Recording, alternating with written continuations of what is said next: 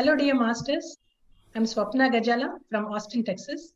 A hearty welcome to you all to day 14 of 21-day Digital Dhyan Swadhyaya Yogam, presented by PSSM Global, a wonderful platform on which masters across the globe have been sharing great wisdom with us all. My humble pranams to Brahmarshi Pitamaha Patriji. It is my privilege to introduce today's guest speaker to you all, Brahmarshi Chakravarti, Dr. Newton Kondaveeti. Dr. Newton Kondaveeti is a medical doctor who realized that everyone has an inner doctor and therefore chose to become a soul doctor instead of practicing conventional medicine. He awakened to his life purpose at the young age of 22, and during over 2.5 decades of work, he has been a much sought after mentor by beginners as well as established practitioners and teachers of alternative healing, holistic health, and self empowerment. Dr. Newton, along with his wife Dr. Lakshmi, are world renowned practitioners and teachers of meditation and spiritual science, pioneers in past life regression, future progression, and life between lives regression, internationally acclaimed experts on reincarnation and law of karma, master teachers of rebirthing, mind body spirit integration, energy medicine, self empowerment, and motivational speakers, and the list goes on. Together, they have traveled to more than 120 countries and touched the lives of millions of people by teaching meditation, promoting vegetarianism, training facilitators in comprehensive holistic therapeutic processes, and conducting self empowerment workshops. Dr. Newton has spontaneously recalled several of his past incarnations at Takshashila University, and the insights thus gained by him has served as the main inspiration to establish Quantum Life University, world's first spiritual science university, located at Vikarabad near Hyderabad, India.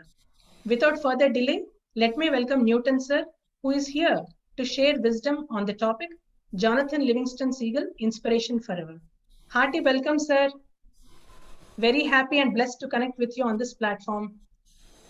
Wonderful, Swapna madam. It's wonderful to meet you. And my pranams to Brahmashri Pitamaha Patriji, and who is an inspiration to millions of people around the globe, who is the founder of Pyramid Spiritual Society's movement. And today I am very happy to talk about my first book. I was so inspired. The name of the book is Jonathan Livingston Seagull. This has been such an inspiration. I have read more than 20 times so far, and every time I read, a new aha moment is created, a new surprising insights that come to me. Always I wonder, it inspires me, it keeps inspiring me. So the topic today is Inspiration Forever. The book Jonathan Livingston Seagull, it is a compulsory, mandatory book for all the students in every school, every college. Every student must read, every student of spirituality, and also every school, every class student must know the story of Jonathan Livingston Seagull. So dear friends, my life was touched when I read this book 1987. I was totally a different person before I read this book. So I was living in Nellore at that time. I was 10th class student. After that I joined in the college there. So when I completed my college, second year intermediate, that time my father gifted me this book. And why my father was inspired to gift me that book, I don't know. He picked it up from the railway platform. He came to the home and he just given me. And when I opened the book, I could not stop it. And within next few hours, I completed the book. It's a small book. It's a story of a bird, and something shifted in my mind, the thoughts shifted in my mind. Something changed in me forever. And I want to be like Jonathan Livingston Seagull. Now, from that day, Jonathan Livingston Seagull has become my inspiration forever. And Richard Bach has become my spiritual hero, the author of this book. I really look at his greatness always. What a master he was, he is, because in the form of a story, he conveyed the essence of spirituality, the entire essence of spirituality. So, in 1989, around November, December months, I met Brahmashri Pitamaha Patriji. So, that time I joined in the Kurnool Medical College. I was a third year student, and somebody told me that there was a teacher who teaches meditation. So we were traveling in a bus, and that co-passenger was speaking about meditation, and he introduced me to Brahmashri Pitamaha Patriji. When I met him, the first question he was asking me was, what is your background? Tell me about your background. I told, I don't have any background. I only have read a book, Jonathan Livingston Seagull. And Patri sir's eyes was like, twinkling stars, He was so happy to hear that. Oh, yes, you have come to the right place, he said. You have come to the right place. You have come to the right place. 3 times he said. And he took me inside the home. He made me to sit in meditation. And for hours we were speaking. He was speaking, I was listening, and he was asking me questions. He made him to meditate for the first time. I felt so happy. And from that time, my association with Patri sir, every day it was like for me a food for my soul. Going to Patri sir and sitting near his feet, listening to all the concepts, all that knowledge he was sharing to me. And we were few students in the Kurnool Medical College, so we were all going in the evening after the medical college, all the classes are over, and all night we used to be there in the home of Patri sir. And it goes till morning, early morning. We used to be awake throughout the night, and it was such atmosphere of learning and meditation and sharing. And for 5 years it continued. And during that time I was introduced to other books of Richard Bach, many other books, Illusions, Bridge Across Forever, The One, and There Is No Such Place as Far Away, Biplane, and almost all the books of Richard Bach I have completed that time. But the first book remains number one in my heart. Always it took the first place in my heart. If anyone in the world asks me, what is the biggest inspiration and biggest inspiration in your book in your life, I say always Jonathan Livingston Seagull. And I don't speak about Bhagavad Gita, I don't speak about Buddha's Dhammapada and nothing, but this JLS, Jonathan Livingston Seagull, it's always my inspiration. So what I have learned from this book is so many things, so many insights.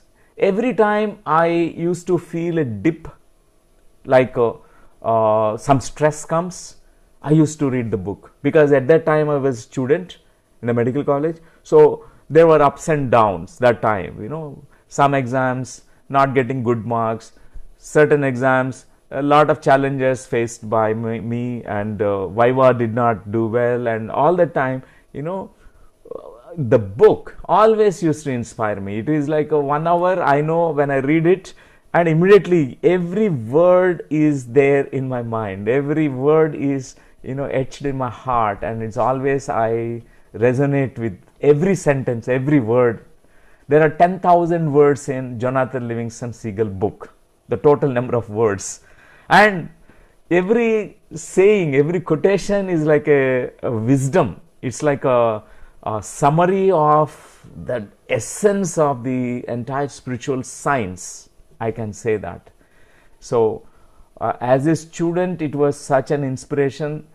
Now after 30 years, still I get inspired. Even now speaking, every skin pore of me is opening now. I feel my hair raising now because I feel that. That means the influence that Jonathan Livingston Seagull has got on my life is unimaginable.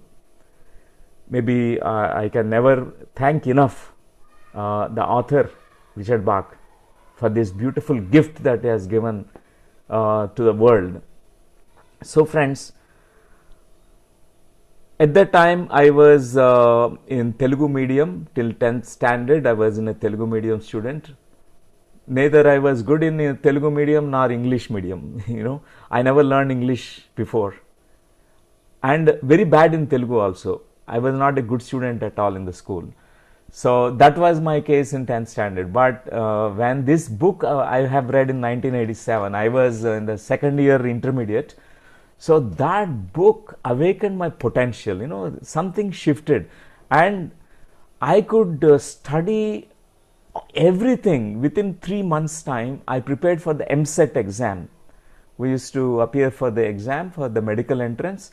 So I have got the first attempt seat because I give the complete credit to this book, because that book has made me to realize my potential.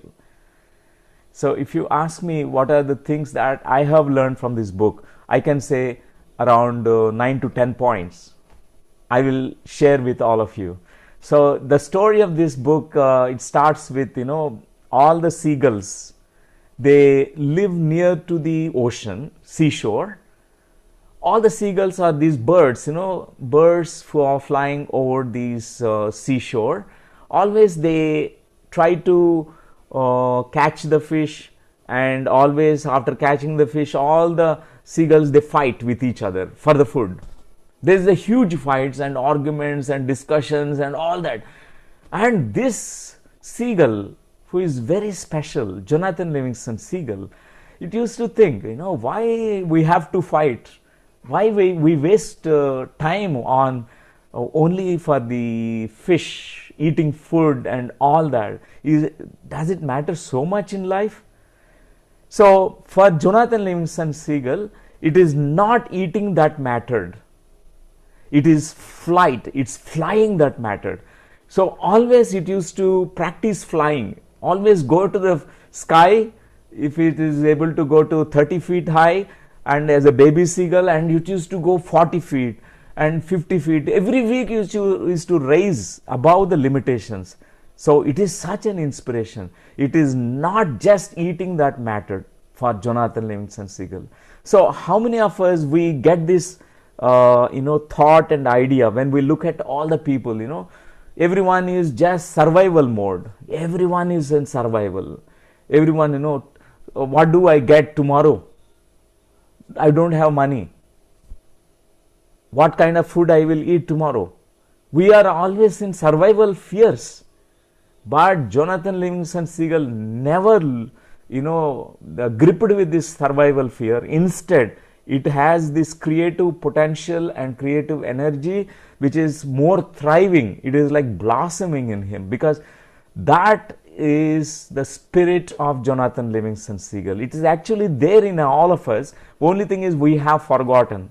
We allowed ourselves to be just gripped with these survival fears.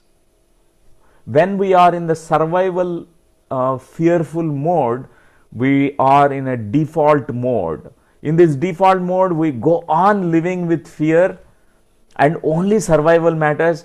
Kana, pina, sona.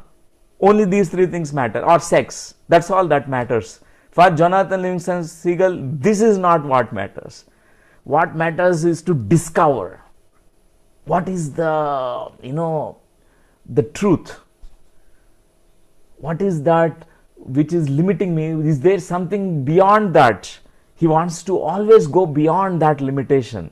Limitation means for a seagull, this Jonathan Livingston seagull, it is challenge. That limitation it used to overcome by practice. So this is the first point I want to mention, dear friends. It is not eating that matters, but it is the flying. It is reaching to unlimited, unbounded state of being that matters. Who are we? What is the meaning of this life? Only we are born to eat, only born to sleep, only born to reproduce, only to live that way, only live with fears. Is that matters most in our life? Because if we just contemplate, reflect, introspect, we can look at our life, how much of our attention is caught by survival fears. Almost 99% of our thoughts and our behaviors, words, and everything is revolving around the survival, But as a human being, we all have that, spirit of Jonathan Livingston seagull, where we can actually live creatively, bring out our potential, discover our true self, discover the truth of our being. That's what is the first point that I have learned from JLS. I use the abbreviation, Jonathan Livingston Seagull is JLS. So the second point is the quest. Because many of us, when we look at all the people and life, we have questions, but we don't really pursue. We don't look for answers. The questions, they die very soon. The question arises, who am I? Why we are all different? Why that person is able to achieve so many things? Why I am a failure? Why I am not able to achieve? What is the difference between me and you? These questions do come to everyone, almost everyone. But why we are not going after the question to find out where this question is taking us? The questions are actually, they have the potential to put us into quest.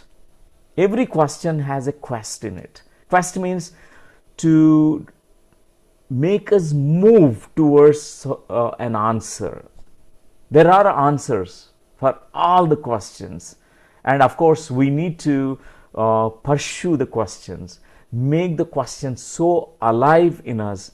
And Buddha had the same thing, like Jonathan Livingston Seagull. He had the question, why we are suffering? What is the root cause for suffering? How can we eradicate suffering? Is there something called enlightenment or truth? And he did not just wait for the answers to come, but instead he moved with the questions. He put an effort to find out what are the answers for the questions. And he did sadhana. He did practice. That's how he became a Buddha. And everyone has that. We are all born as seagulls, ordinary seagulls, but we can become Jonathan Livingston seagulls. We are all born as Siddharthas. Everyone is born like a Siddhartha, like a prince, and thinking that, okay, this is the world, thinking that whatever the richness around us is the true treasure. We feel, I am a prince in life, and I have all the money, I have name, fame, I have power, I have qualification, I am eligible, bachelor, and I am a good, handsome person. All these things, we are identified with it. But this spirit of Buddha is different. The spirit of Jonathan Livingston Seagull is different. So what makes things different is quest. The question need to become a quest. Quest means a sincere curiosity to seek the seeker, to seek the unknown, to find out the truth. Let the question remain the question for the whole life, but the question be translated into an answer. That's the quest. So this is the second point, that I was inspired by Jonathan Livingston Seagull. I really sincerely wish and hope and tell all of you, my dear friends, if you have not read, even if you are a meditator, please read Jonathan Livingston Seagull. Not one time, but minimum 40 times. I keep reading it. Every time I read, I always find new things in it. And the third point I learned, there is a chapter in which Jonathan Livingston Seagull was, ridiculed by the old group. He said, all of them says, what are you doing, you fellow? You always fly. You go up and dive down and you fall down again. No, you are not following our rules. Our rules is we are born to just eat, sleep, and that's all. We discuss and that's all. We are not born to fly high. We have short wings. We don't have like wings like an eagle to fly high. We are only just seashore birds who fly over that seashore, that harbor, and that's all. And if you disobey these things, you will be an outcast. You will be an outsider from today. And he could not contain his curiosity to know and do his practice and sadhana. So Jonathan Livingston Seagull, he breaks all the time. He goes again to practice. Like we find many meditators in the beginning stage, the parents will be very angry, and the community people, oh, you are too young to meditate. What are you doing? What do you get? Are you becoming like a sadhu? Renouncing the world? Oh, what kind of madness? That's what the society says, the people says, the parents sometimes they say, if they don't understand the child. And they say, if you practice this, if you go on going in this path, you will be an outcast. You will be kicked out of the group. And Jonathan Livingston Seagull displayed something, a beautiful quality. He's very courageous. In him, the spirit of JLS is the spirit of courage. Many of us, when we face that kind of challenge, all the group of people, the whole world says you are bad person. And generally what we do is we will be shameful and we say we get feared. I will be an outcast. I will not be inside the group anymore. I lose the belongingness. I will be sent away from them. We feel terrible in that moment. We join the group. We start pleasing people, But Jonathan Livingston Seagull has that courage. He says, no, this is what my heart is saying, my intuition is saying. I need to follow my intuition. My inner spirit is looking for the freedom. I need to go high. I need to practice. I need to know my potential. I need to know the truth.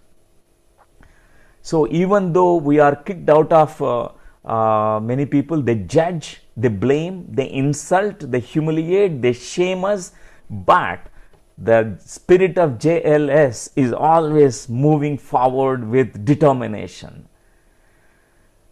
So instead, whenever someone is blaming us, judging us, and insulting us, and humiliating us, we are demonstrating renewed vigor, strength, and courage. We say, yes, you are reminding me of potential, you are reminding me of courage, I do it more. I do more practice now because you said this. You are saying that I kick you out of the group and I will do more sadhana. I will not be disappointed. I will not stop my journey. This is the third point I like from this book, Jonathan Livingston Seagull. In India is the spirit of, the yogis, spirit of an enlightened being. That is the Bharatdeshka spirit. So we find in India so many masters. We heard so many masters, Ramana Maharshi and all of them, they all demonstrated the same spirit of JLS. They are the Buddhas. They followed their own path, even though the whole world is accusing them and saying you are bad, you are not following our rules, traditions.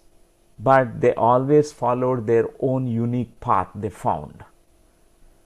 So friends, the fourth point which I liked from this book is practice, practice, practice. Sadhana, sadhana, sadhana. From the very baby stage, baby seagull onwards, when Jonathan is growing little by little, day by day, week by week, months by months, and is always practicing, practicing. And in his practice, any challenge is coming. Many times he failed also, but he was doing practice. He said to himself that till I reach my goal, I will not leave this practice. How many of us are so much determined? How many of us we feel, till I reach my Buddhahood, I will not leave the meditation practice. I will not leave this practice. Every day I will watch my breath. I practice Anapanasati meditation. So this is the spirit of Jonathan Livingston Seagull. So friends, practice, practice. Every day I practice my everyday Anapanasati I practice. Now it's 30 years. Even now, I always feel there's so much to know. I don't know ABCD. Even though I might have got some experiences, but I feel that this universe is so vast. This Brahmand is so vast. There's so much to learn. There are so many Everest mountains to climb. So many things that we do not know. We need to always practice. We need to carry this spirit of the eternal student. This is what I learned from JLS. And the fifth point is no failures, no failures. So many times Jonathan Livingston Seagull was practicing his flight with his wings. He was flying high. One time he reached to 200 meters.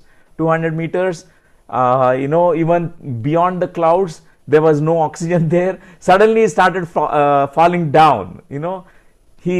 Suddenly there was this kind of whirlpool. The wind currents he did not know how to navigate through these wind currents. So suddenly he started collapsing. He fallen down when all the other seagulls were fishing in that seashore. He fallen down there, and everyone said, "You brought the disgrace. You dishonored all of us. You fallen down. You could not fly."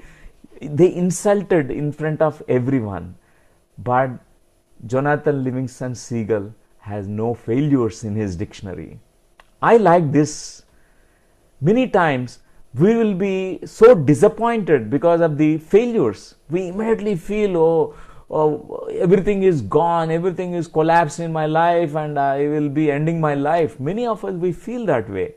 Losing the job, many people disappointed, depressed, feels very failure. And relationships, sometimes they feel like a failure, or sometimes they lose certain things in their life. They feel like a failure. They have been meditating, they did not open the third eye yet, they feel like a failure, and so many kinds of things. But the spirit of JLS is no failures. There is only ultimate success. This is called Antima Vijaya. Antima Vijaya is final victory.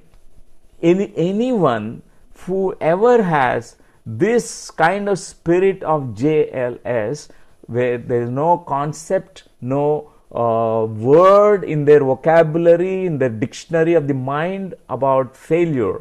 For them, there is only ultimate final victory, Antima Vijaya.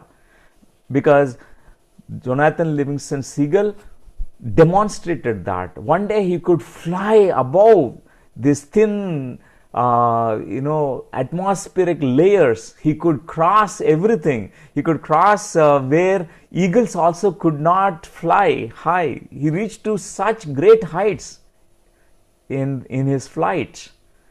So that is what I liked so much. This is the fifth point. The sixth point I say is realizing the potentials. Jonathan demonstrated that we all have potentials.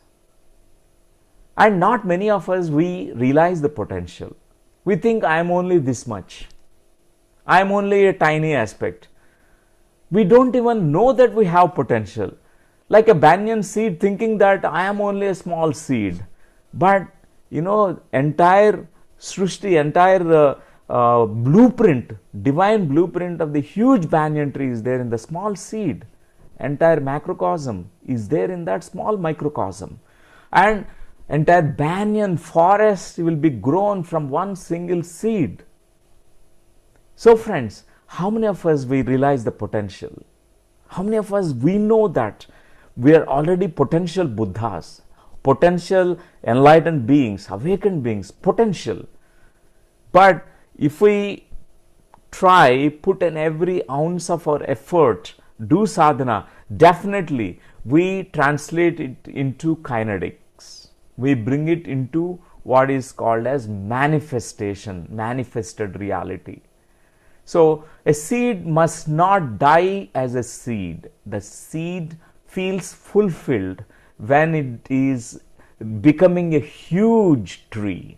We are all meant to become magnificent master beings. We are all master birds. Each one of us is a Buddha in making.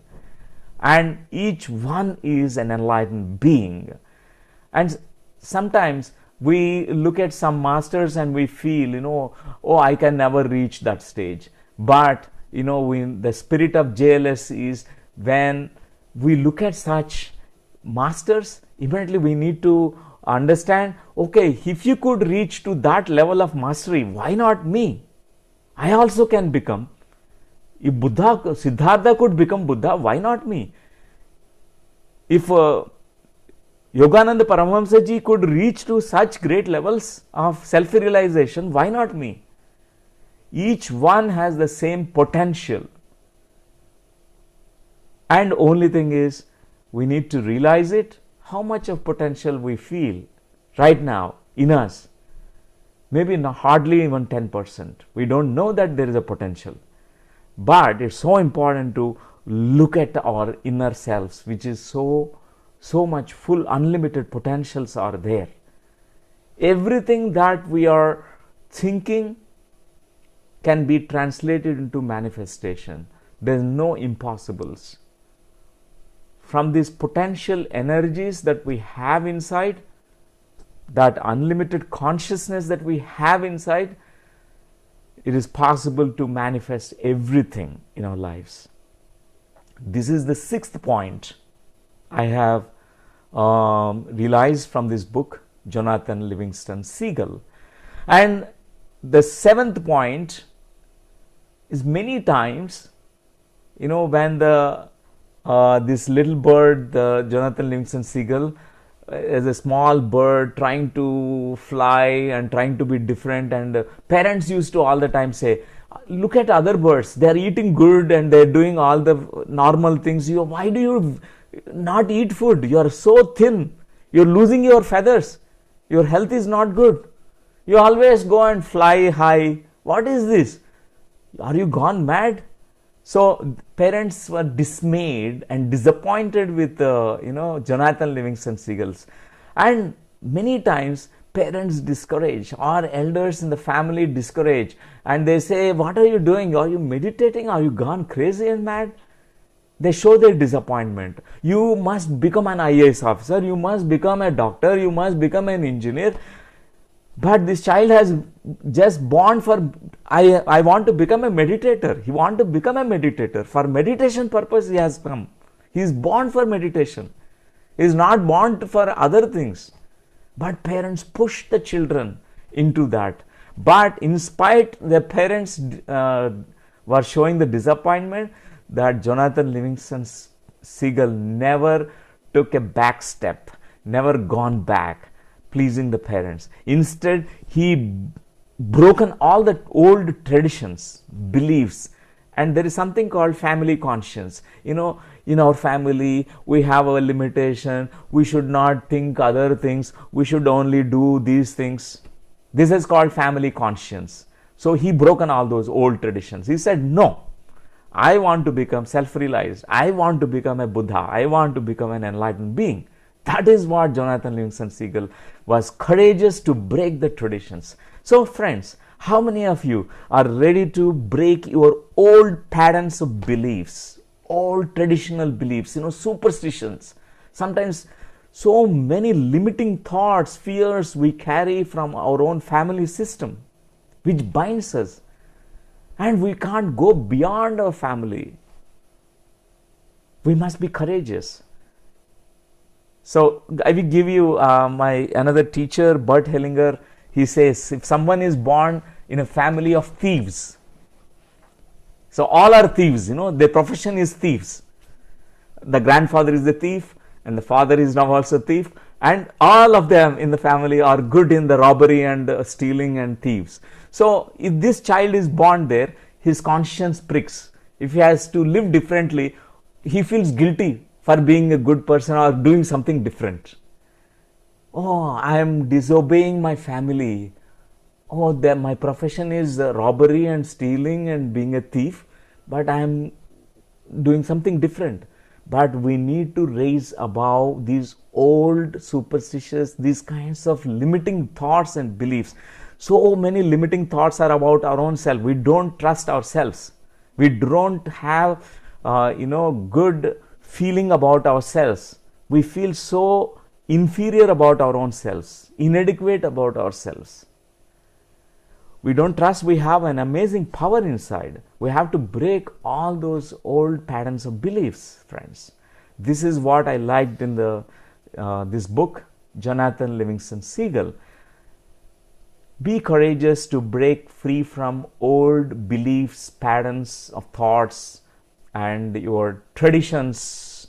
Traditions not in this sense, but certain times there's age-old traditions which are like ritualistic and which is very limiting, caging, very limiting, imprisoning someone.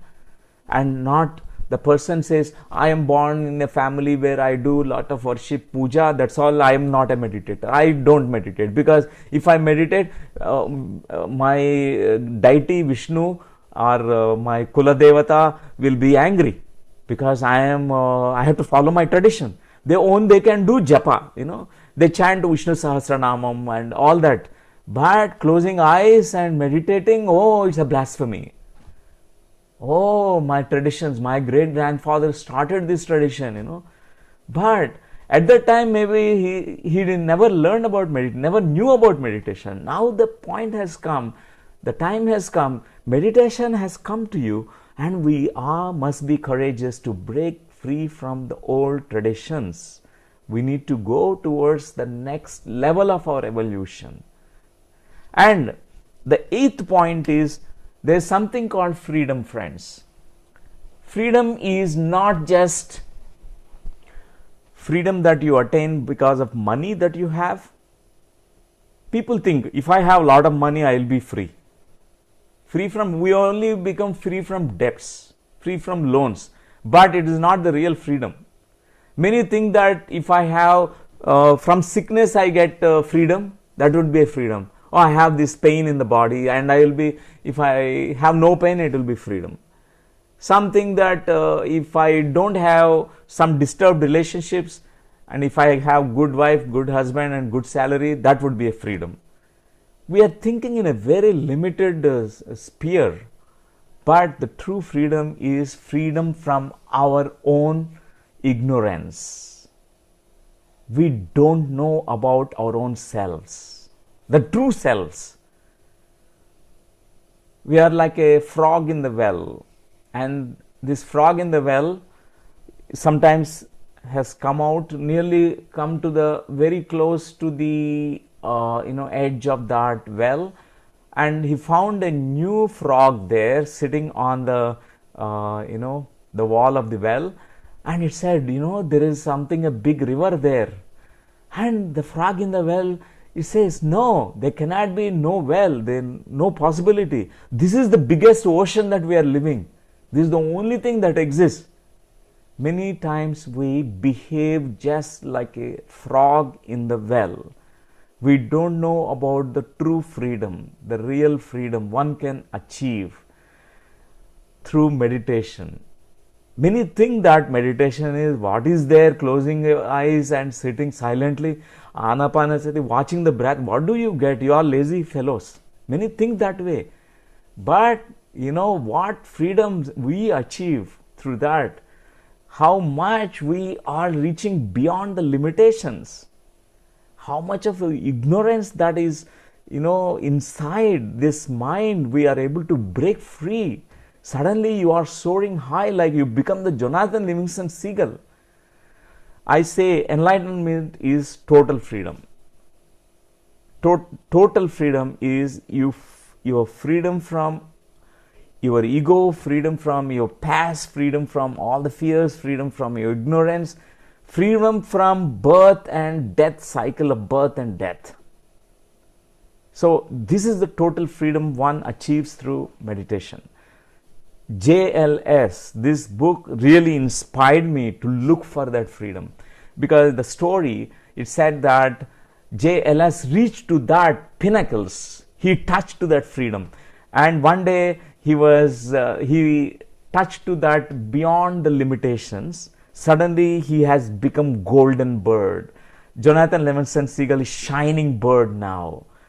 And whoever watched Jonathan Livingston Seagull suddenly said, "Oh, you look so different. Oh, who is that bird looking so radiant? The aura, the electromagnetic waves, the biofield is so strong." Everyone is so surprised to see Jonathan there. It's golden color. Buddha, in those times, 2750 years back, when he used to walk in the villages, almost 80 kilometers around, all the villages used to feel the presence of Buddha. Oh, there must be a peace. Peace was flowing like a breeze. Buddha's presence was a peace, very peaceful. Waves are coming. And everyone used to feel, oh, great one is coming.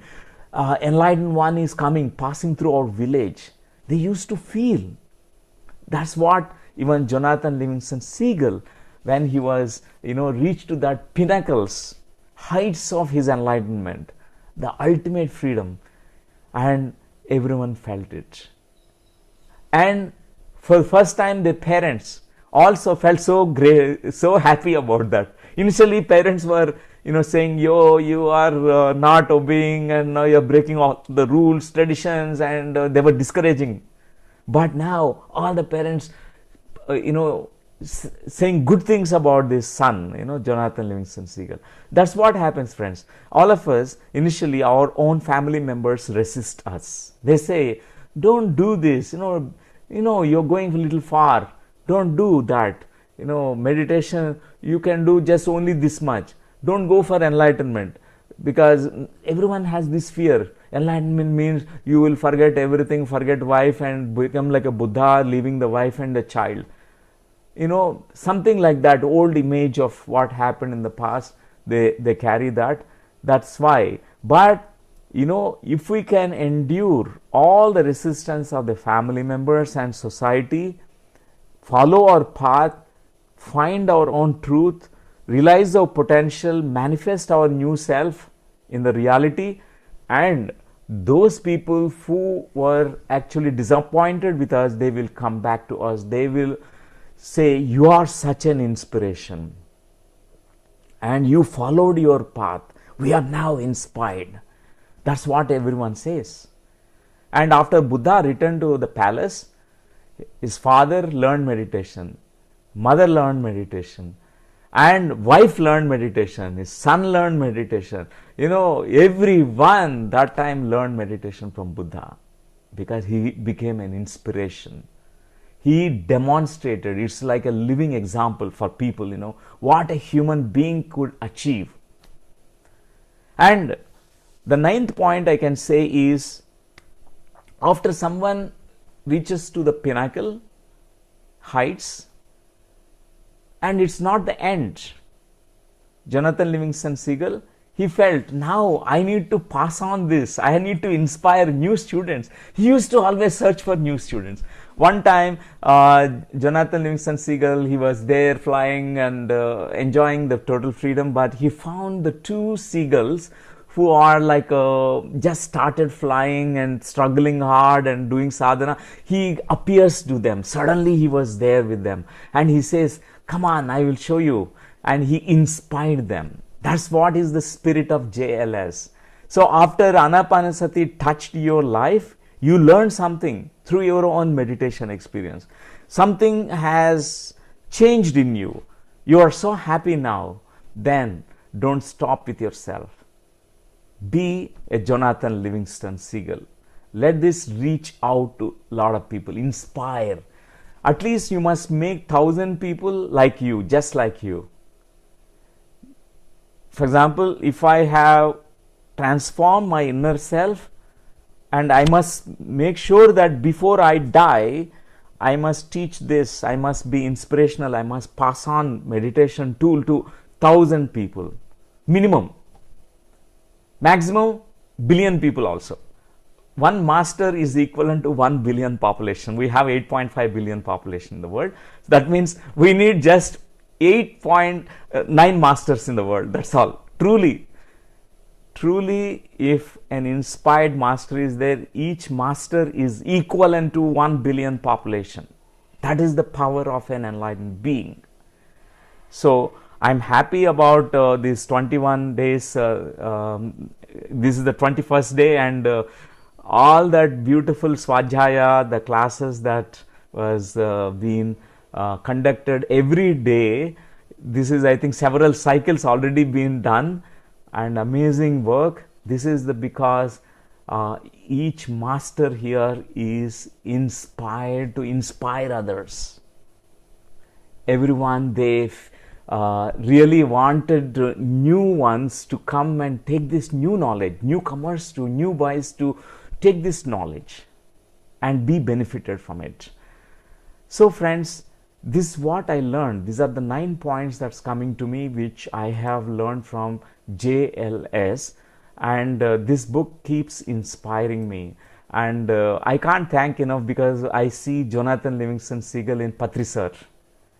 When after reading the book, when I met him, I found a real Jonathan. He is like a JLS for me, and he is a Buddha for me. He is the Krishna for me. He is the Christ for me. And in him I see all the masters, because he is the very essence of an enlightened master, essence of enlightenment. So friends, I open this forum to now question and answers. We can have an exchange. That would be nice. And also I want to hear from you, and also if you want to meditate, we can also meditate together to understand more about ourselves together. Thank you so much, sir. We are waiting for the questions and answers. Yeah. It's such a beautiful and insightful session. And I did read the book, but the perspective that you gave today about how to correlate those things that Jonathan has done in our day-to-day life, and especially in our spiritual practice, is very inspiring, sir. I mean, points that you mentioned about coming out of survival mode, that is so true. And the quest, yes, that's what they say, that you need to be very curious and try to get your questions answered. It is not just important to know that, okay, so I mean, just to have questions, you need to seek answers too. Put that effort to find your answers. And the third point, that is the courage, how not to listen to others and just listen to your inner voice, and how to convert that criticism or that judgment to motivate you more on your purpose. Very beautifully summarized, sir. And I noted down all the points. These are very important. I'm sure I'm going to keep them on my wall, print them and keep Wow. them on my wall, because these are like those pointers that are like very good reminders for us. And thank you so much for sharing. And the fourth point that you said, sadhana, the spirit of eternal student. As you said, there is no end to learning. And Yes. amazing, sir. And no failures, like only focus on the final victory. And then you just don't focus on the failures, your fifth point. And the sixth point, realizing the potential that we are all Buddhas in making. And after coming to PSSM, like that's what I've seen, wherein they say you're a master. I used to think, how come I'm a master? But the mastery starts from the moment you realize that you want to bring that change in you, and you're trying to take control of on yourself and trying to make that change. And the seventh point that you mentioned, breaking the traditions and taboos, and just trust the power inside. The eighth point, freedom from ignorance and knowing your true self through meditation. This is the transformation even like everybody is seeing after coming into this path, sir. You very rightly mentioned. And my favorite point in the book was that reaching pinnacle and passing on to the new student of what you've learned. That was Yes. when he says that when a girl says that, why don't you stay back? He says, no, I need to go on and pass this. And when he gives that to the Fletcher after coming back Yes. and while leaving, so that's the most beautiful point. Thank you so much for summarizing it, sir, and also giving us this new perspective. And I'm sure I'll definitely read the book again, sir. And the 10th point also is there, Swapna Garu. Yeah. The 10th point is, when someone builds the temple for Jonathan Livingston, he did not like it. Oh, okay. Because that's a later part that was added, this chapter, where Okay. someone, students all build a temple. He did not like it. They started worshipping Jonathan. Om Jonathan Livingston, Sigalaya Namaha, Sigalaya Namaha. He never liked the mantra chanting and worshipping, and he says, now practice, come on, practice. For example, Buddha is there. Buddha keeping the idol of Buddha and saying Om Buddhaya Namaha, Om Namo Buddhaya Namaha, Om Manipadmeham. Nothing will happen. What Buddha taught, Anapanasati, we have to practice. Even the same case with Shiva. So I like this also from the book. This is the 10th point I want to say, that be a light unto yourself, be a master, That's what his JLS demonstrated, and he told that no temples are required to build for me. I have reached, but you can also reach the same state. He showed the path. He opened the door, the possibility. And that's why this is the most striking point in this book. And everyone is a master, a light unto one's own self. Thank you. Please go ahead. Thank you so much, sir. I just wanted to summarize the points so that I am. This is definitely a good list for me, to go through every day. We do not have any questions, sir. So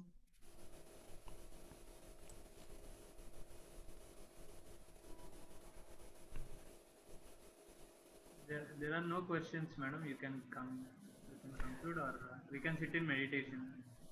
Sir, so shall we do I think meditate for someone is raised the hand, and we can ask Deepika why. Okay.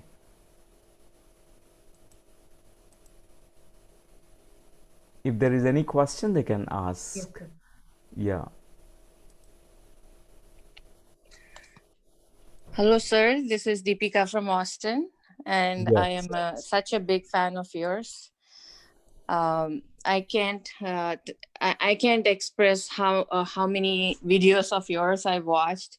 Yours and Dr. Lakshmi Garu's. I feel very connected to you. So today I have a question for you. So I totally understand meditation, sadhana, keeping the balance, but how much of this sadhana do we need to do and also keep a good family life and balance? Yes. Deepika ji, that's really good question about the balance. How much sadhana and how much to be in the family life, how to strike a balance, because the middle path is the beautiful path. But the initial period, we have a tendency to do more sadhana, and we participate less in the family matters. For everyone, every sadhak, initially a practitioner, will tend to move more towards the practice, because that's how, for example, I want to learn cycling, I will go to the playground and I will learn more. I will spend more extra hours, 3 hours more. So I take out that time from my family life. I take out that from other parts of my aspects of my life. So, but it's so important to always remember the middle path. So doing more is not really what is essential. Doing things with quality is more important. How much of your awareness you are participating in meditation, how much with sincerity you are, with the eyes closed, you are doing meditation, how much of you pulled up your all the consciousness and to participate in meditation. That's what matters. So sometimes initially we don't find that kind of quality presence. Are you practicing presence in meditation? Are you present fully in that moment? Mostly not. That's why we tend to practice more, 8 hours. But I say that even though we practice 1 hour, that's more than enough, because that's the quality. You are fully present. That 1 hour is equivalent to almost like eternity. We learn so many things in that moment. So by practicing, we learn. Everyday practice for at least a few hours, 1 to 3 hours, with Sajjana Sangatya, reading books, and meditation practice, mandatory for everyone. So family life also equally so important, because we have come down to earth plane to rejoice and celebrate also. And this is a testing ground. Whatever that we learned in our inner selves, in our inner world through meditation practice, whether we have learned it properly or not, it's a testing ground. When you live in your family life, all the triggers you receive, and are you really getting triggered? Whenever you are getting triggered, we must become so aware. We have a tendency to react, but the goal is to learn how to respond.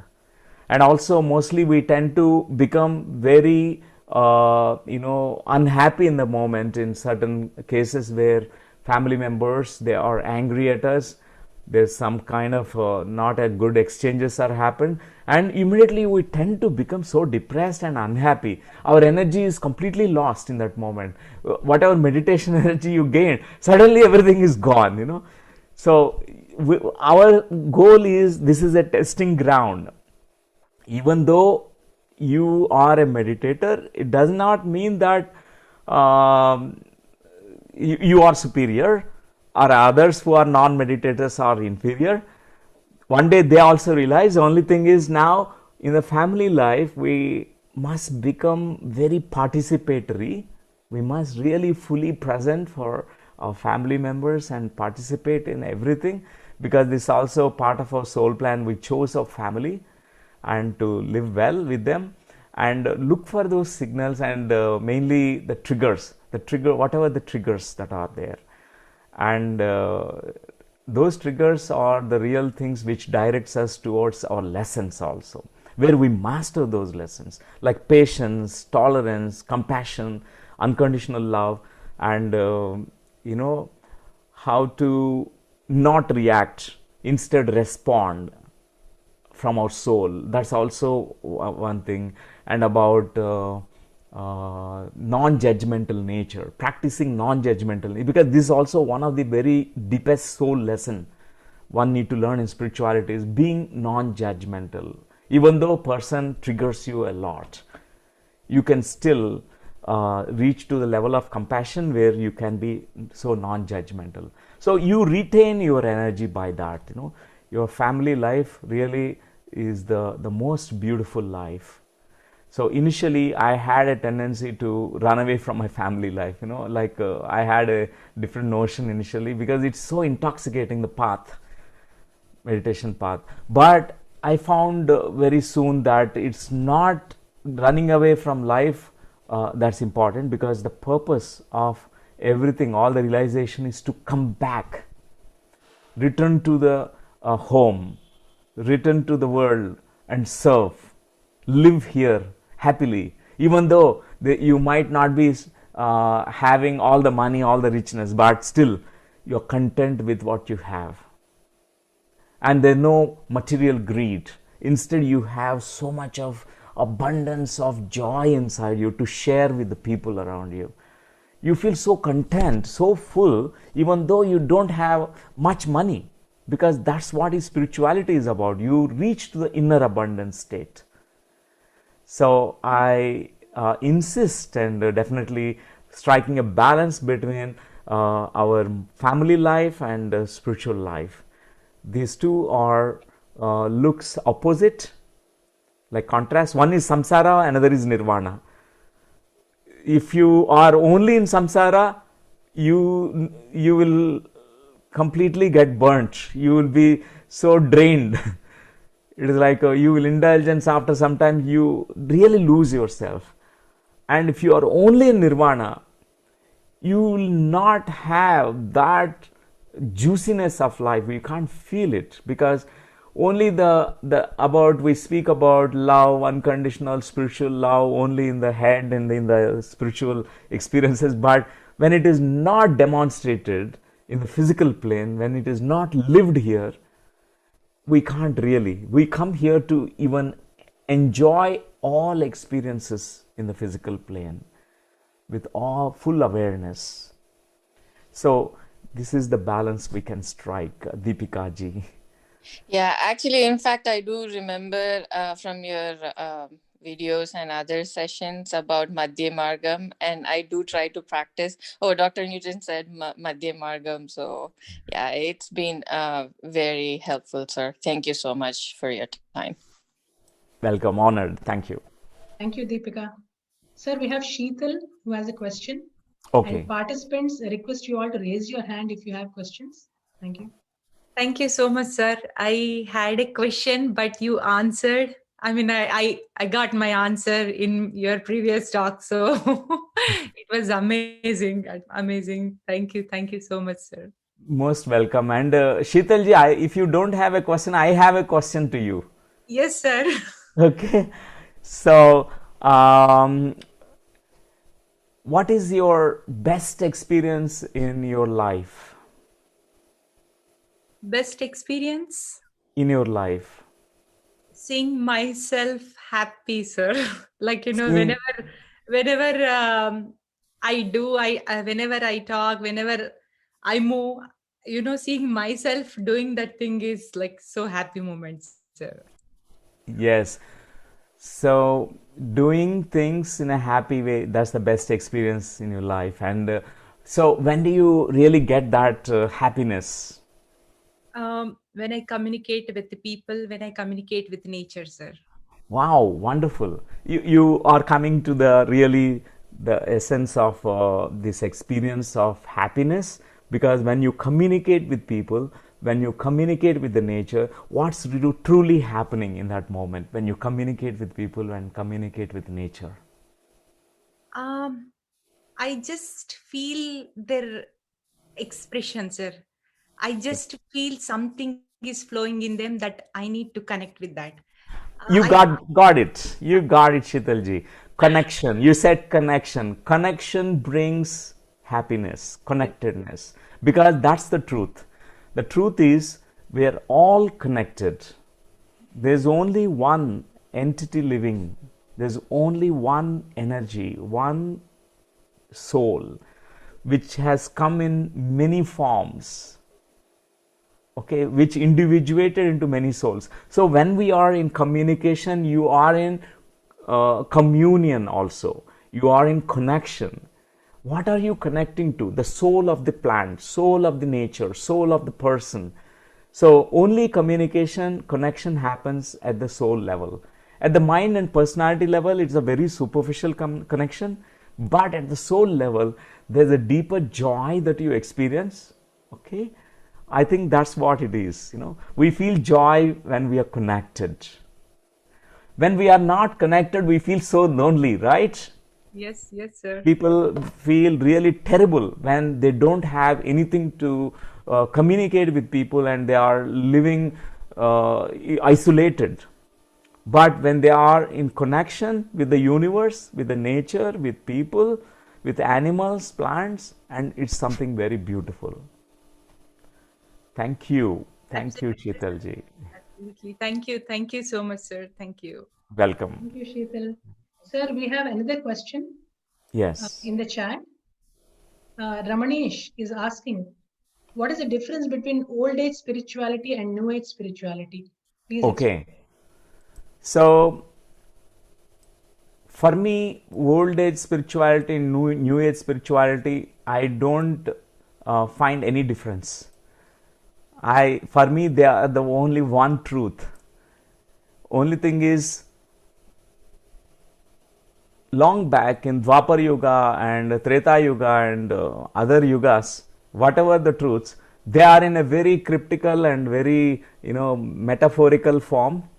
But right now, the truths that are all coming out through the experiences of many meditators, it's more simplified.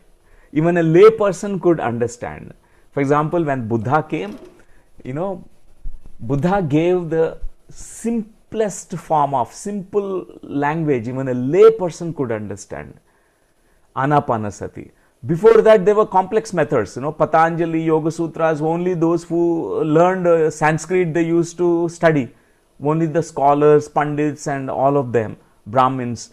But Buddha has said it's opened the door to it's everyone. Whoever is interested in meditation, come. Anapanasati. You don't need to learn the ABCDs also. Just observe your breathing. He taught simplest sutras. Is he teaching something different from Patanjali Maharshi? Does he teach something different from Lord Krishna? No, it's the same, but the most simplified language. And New Age spiritual science, that's what we are talking about, is more simplified. It's tested, objectified, and it's not that it is unscientific. It is tested. It is tested by many meditators, and it is tested in several conditions, and it's working out. For example, we say that collective consciousness, group consciousness. Group of people, meditators together, they shift the vibrations of a place. We just heard about it. For example, how about doing an experiment? In a particular location, all meditators meditating together, they release a sankalpa, an intention, a good intention, to raise the frequency and vibrations of that place, to manifest something good for the community there. They manifest it. It is tested. Several times, these kinds of group meditations, which is done consistent manner by 40 days or many days by all the people in a group, it is very powerful. It is called collective group consciousness. So New Age spirituality is no blind beliefs, no superstitions, no this encoded and a metaphorical story language, but it is a very simplified. Like if you open Jane Roberts' Seth books, all the Seth Speaks, Seth Reality, Nature of Personal Reality, Nature of Psyche, all these books is the most simplified version of the truths. And if you open the Upanishads and Vedas, you find the same thing. But you need Sanskrit, you need to decode, you need to learn first 12 years of Sanskrit for decoding. And you don't remember also those slokas. Even I struggle a lot to remember the Upanishad slokas. And it's very hard. Seth, if I read Nature of Personal Reality, I complete in 3 days. Almost nearly 300 pages or 400 pages book. And I got the whole essence of Upanishads in that book. That's what is New Age spirituality. So we can, for the sake of understanding, we can demarcate, differentiate between old age spirituality and New Age spirituality. There's a paradigm shift that happened. There is a science and spirituality which has come together now. Before, only spirituality and all the scientists were divided. There are two parts. They are all fighting. Now the merge of these two things are happening. Everyone is having the spiritual and scientific temperament. Each one, whoever is a practitioner of meditation now, they have this deep scientific temperament. They question their old beliefs. They question everything, and they, before they deny and refuse and deny certain truths, they practice, they experiment. This is the what is called New Age spiritual science. So we don't need to just blindly believe what is written in Bhagavad Gita, what is told by Adi Shankaracharya. We don't need to, because we have not met Adi Shankaracharya, we have not met Lord Krishna. How can we say it is the truth? But we can say truth through experiment. We sit in meditation. Whatever Krishna has said in Bhagavad Gita, if we can experience those things, who is the best one to validate your experience? Not outside agency, but your own self. You do astral travel, you have your own past life experiences, you have a transcendental awareness experience. Whatever Krishna was talking about in Bhagavad Gita, you experience all of them. Now there is no question, you completely know that Bhagavad Gita is a truth. You don't need to blindly believe. Otherwise, we have been doing that, only learning the Sanskrit slokas will not make us really an enlightened being. But New Age spirituality insists upon experimentation, insists upon practice. Now don't get into theory too much. Theory is okay. You learn theory, now put it into practice. You practice whatever, whenever you read Carlos Castaneda book, you practice. What Don Juan demonstrated, what Carlos Castaneda has written about all those heightened awareness states, you can also experience. So through experimentation, through your own practice, one can do that. This is what is New Age spiritual science. So in a simple words, it is the East and West merging together. Sometimes I wonder, in India, sometimes we have this kind of belief that, our knowledge is so great, Bharatiya Vignan, Bharatiya's, ancient Vedic wisdom, and we refuse to learn from Western masters, thinking that, this is the only thing, I should not even think about other masters. But I say that completion will be there only when we can learn from the East and learn from the West. We have to learn from science and spirituality. This is an amalgamation point. That is what New Age spiritual science.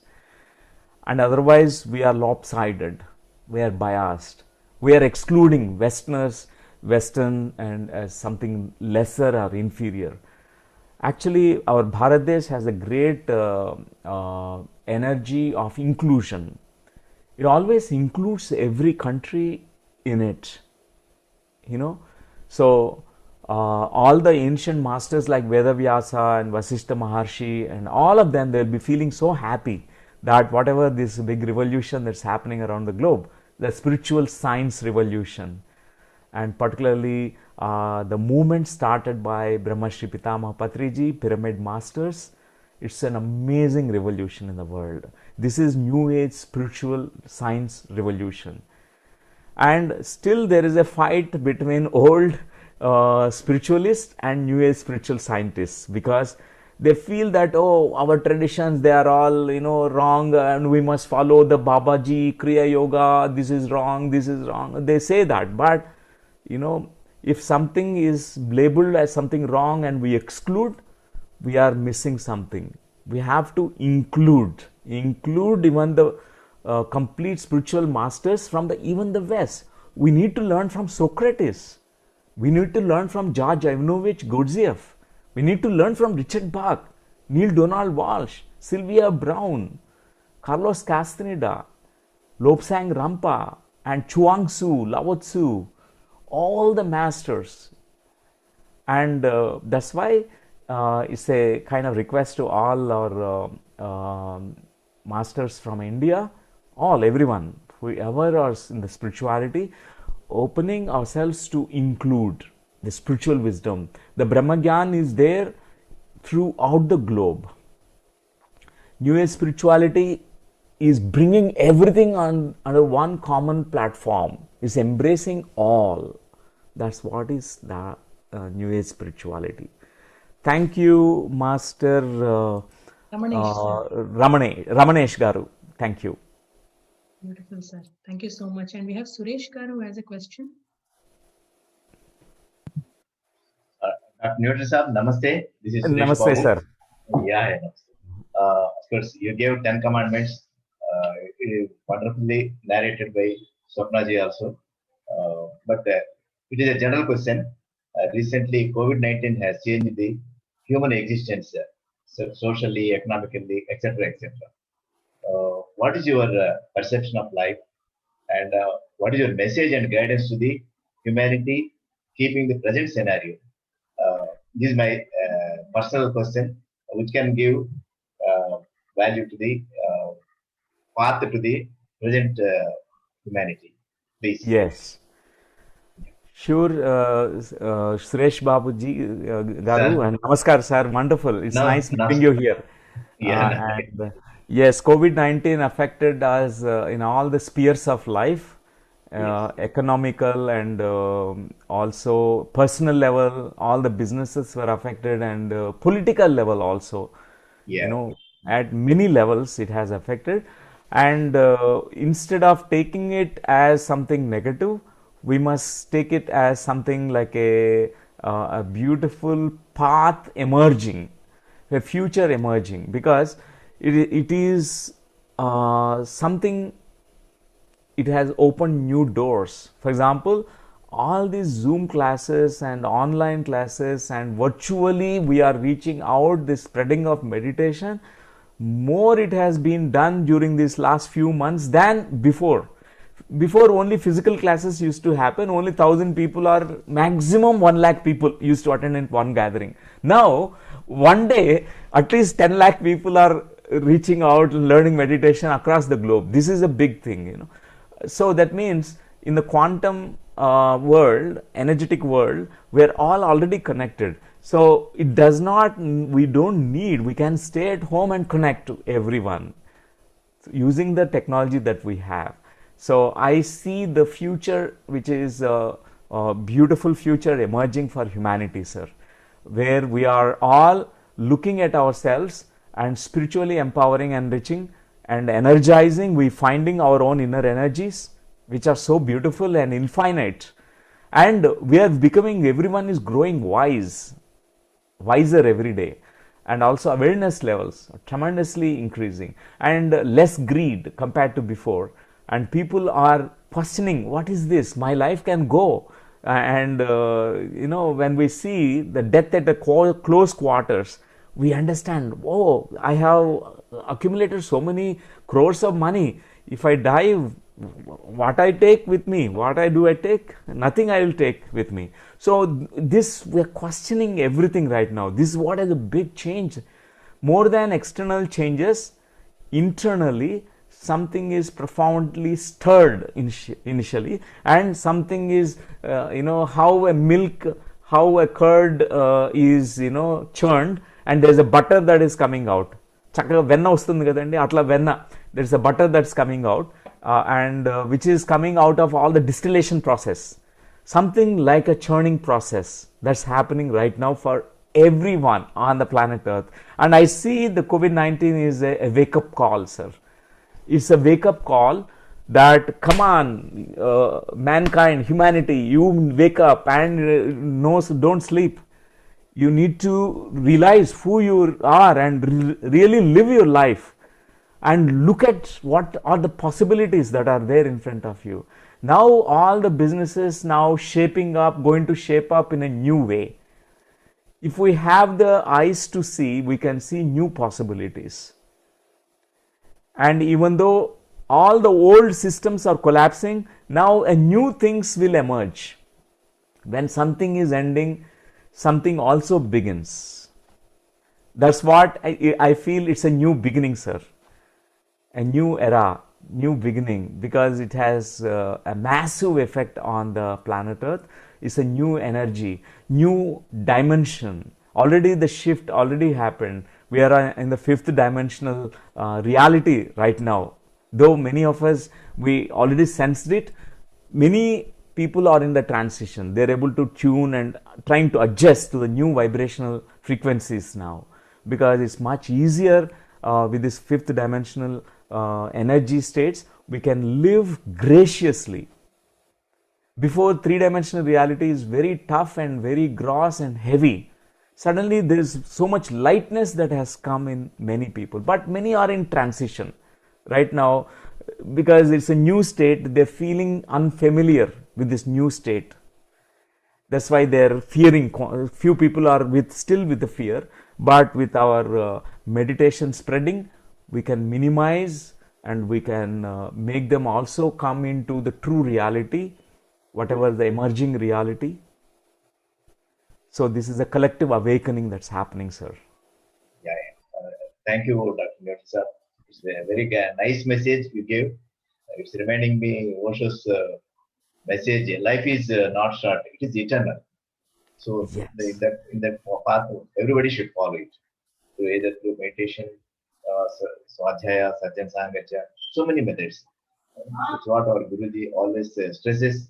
You do meditation, that will take you to the enlightenment. That's what your Ten Commandments also emphasize on that. Yeah. Thank Wonderful, you. sir. Very nice, very nice. Yeah, Thank you, sir. Thank you. Thank you. Thank you, Suresh, sir. Sir, we are done with questions.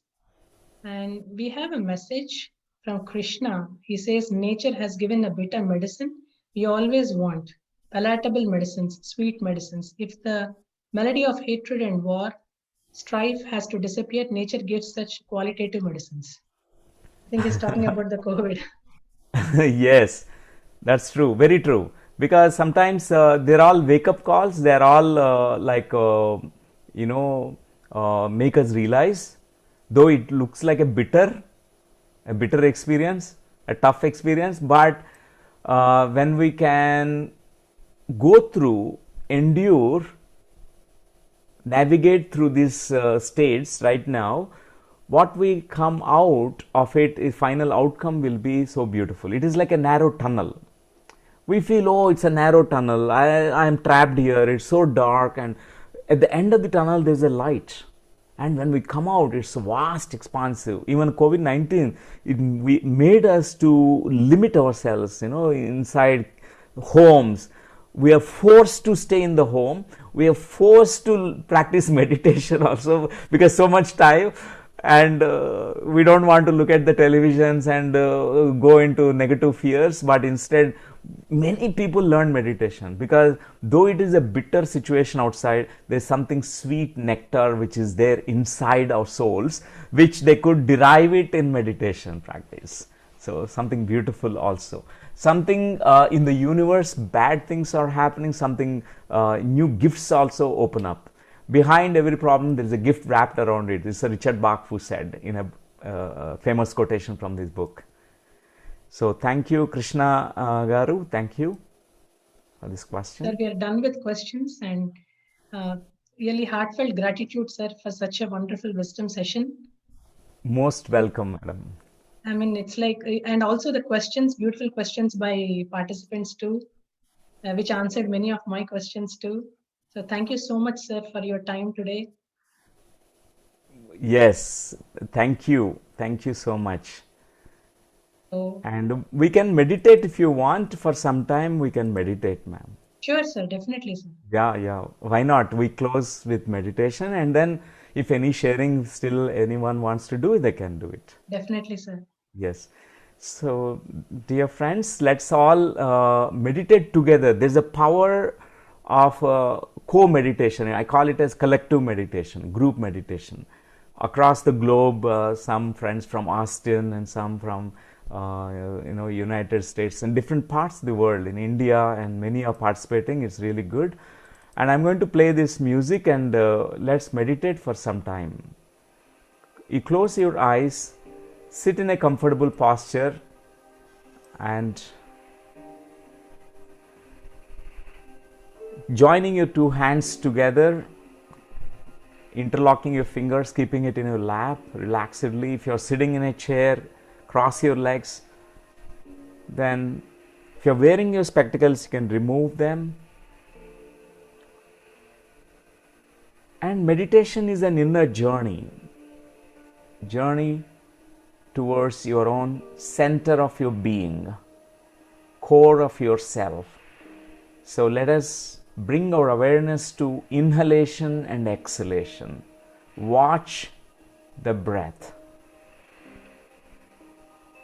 Nothing else is required to do.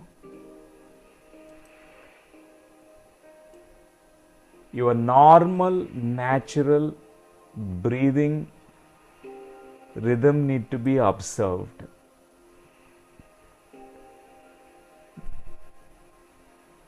No rush, no hasty, no hurry in this process. No need to alter our breathing. If the breath is long and deeper, let it be longer and deeper. If the breath is short and shallow, let it be short and shallow.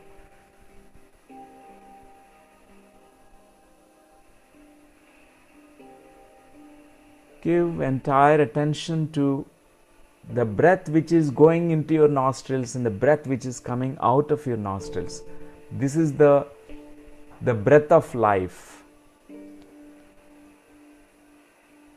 For these 5 minutes, all of us collectively, we go into that stillness and silence within, where the mind is absolutely calm, quiet, and still.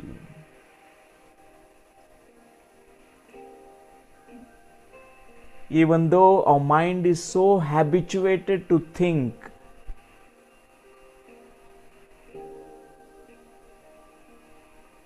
the mind wanders into the past or projects into the future or goes into different places, wanders here and there. Become aware of these wanderings of the mind. Constantly bring your attention back to your breath.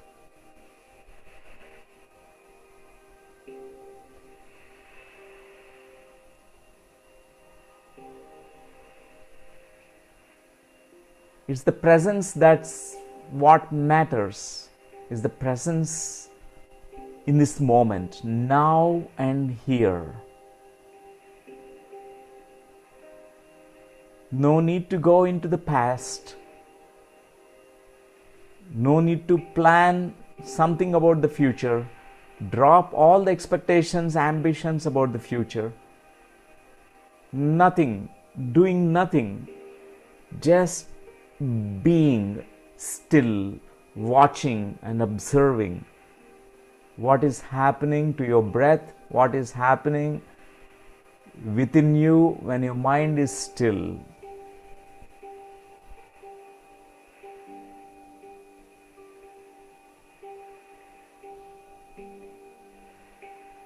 Everything that's coming into your awareness field is part of this process. As you watch the breath, as the mind becomes slow down, your breath also slows down. As the thoughts in the mind, they become empty, your breath is slowing down. It becomes very subtle, very, very relaxing, very easy, simple breathing. Just observe what is happening in you. Time doesn't matter now. Just be. Just be. Give all your attention to this stillness and silence. Notice and observe whatever is happening when your mind is absolutely still and silent.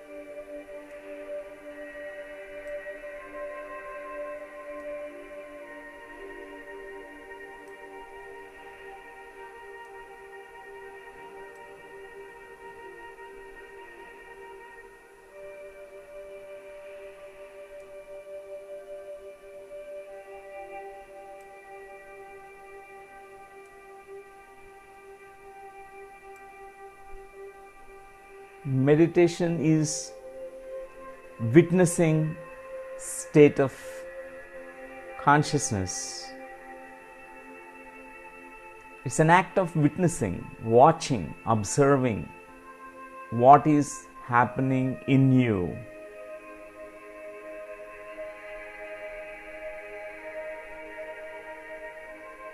No identification with the mind, no identification with whatever is coming in your experience. Just you are a watcher watching. You are a witnesser who is witnessing.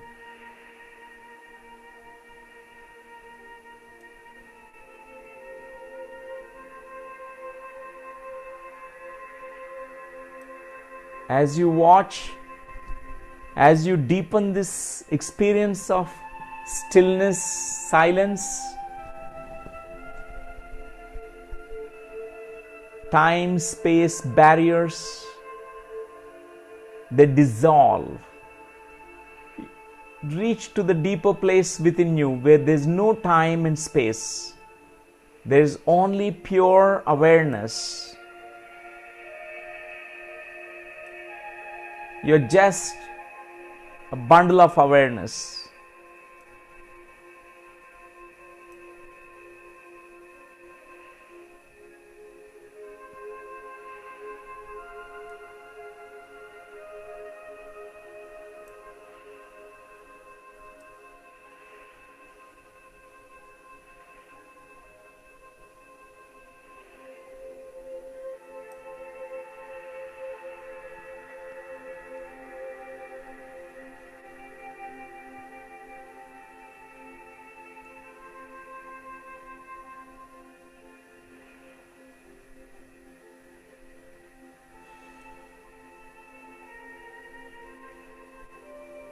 We are all collective beings.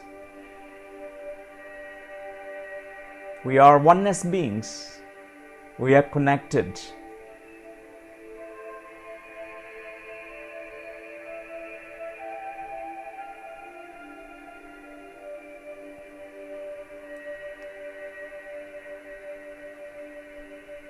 Last 2 minutes, give all your attention to that deeper experience of who you are, what you are.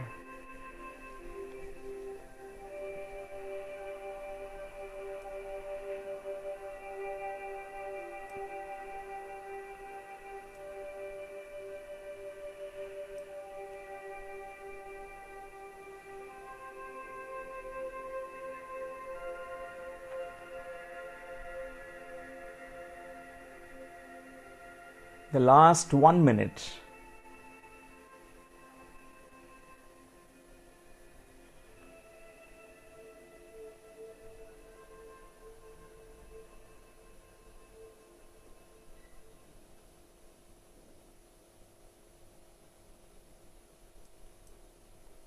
Thirty seconds.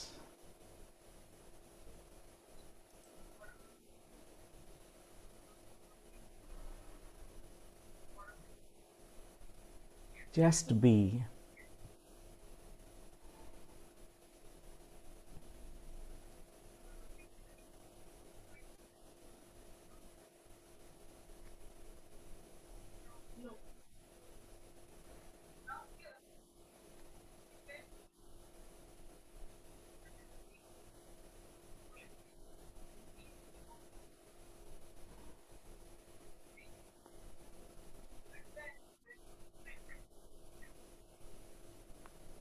Okay, my dear friends,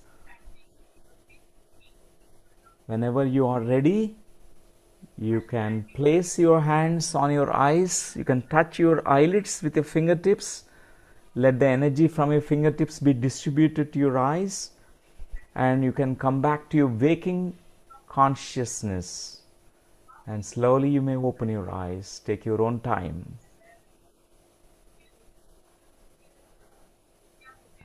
It's wonderful, dear friends, to join you all. And now we can have some experiences sharing. And I see here some of the names here, if they are available. Friends like Hiranmaya Garu is here. I see Hiranmaya Madam. And if Hiranmaya Madam is there, and please, ma'am, and please share your message today.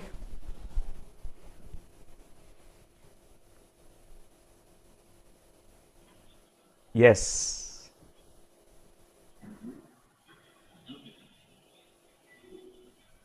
Yes, ma'am, you can speak.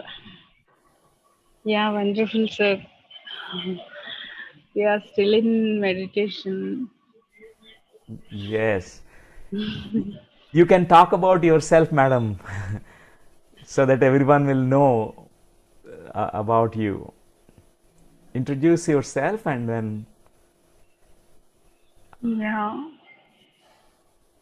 Hi, friends. My name is Hiranmayi.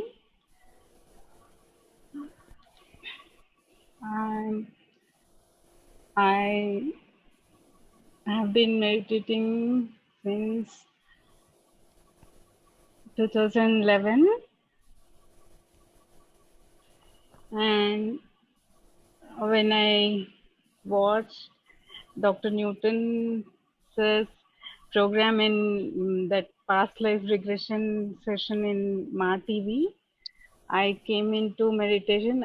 It was really inspiring for me to know about myself. So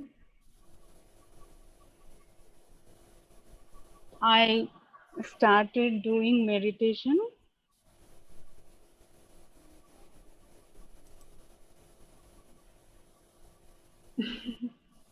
That's good, ma'am. You tell, you And share. Yeah. after attending Dr. Newton's soul coach training program, just by attending classes only, uh, I experienced so many wonderful experiences. I just can't say.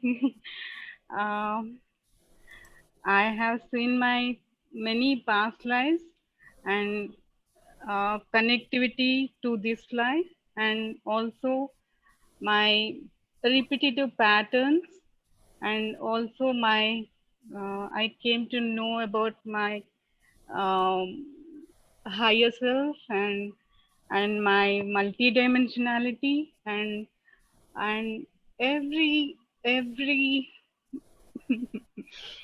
uh,